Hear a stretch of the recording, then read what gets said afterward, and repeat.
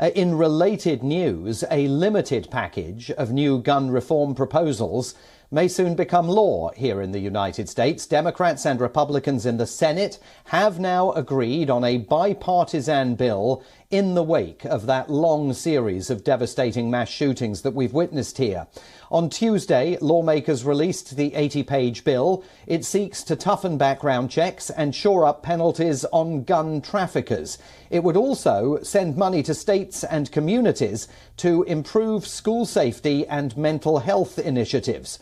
Additionally, the bill prohibits gun sales to those convicted of abusing partners to whom they are not married. The bill will also provide money for 19 states that have red flag laws on the books. Those make it easier for police temporarily to take firearms away from people who are judged to pose a threat to public safety. Now, this is the most significant piece of gun control passed by the legislature, or about to be passed by the legislature, in decades, but it falls far short of the more stringent actions backed by President Biden and demanded by the families of gun violence victims. For example, it fails to ban assault weapons or even raise the minimum age for buying them. It also does not require background checks for all gun purchases. But the bill, if enacted, will represent a modest but telling shift on an issue that has defied compromise in the Senate since the 1990s. Senators voted to speed up the passage of the bipartisan bill, meaning it could be signed into law by President Biden as early as next week.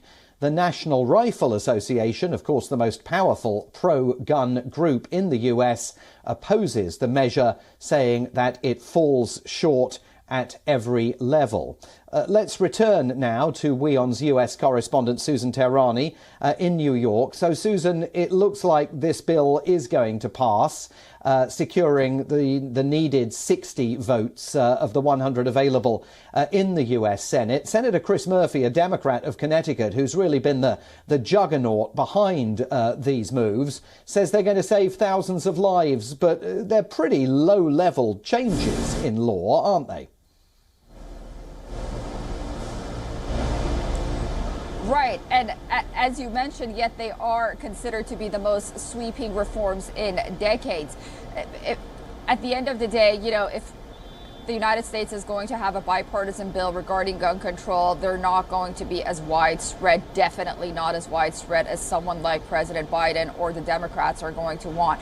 But this is a measure that perhaps at least, and not all Republicans, some Republicans have come to an agreement with the Democrats. They think that they're measures that will save lives.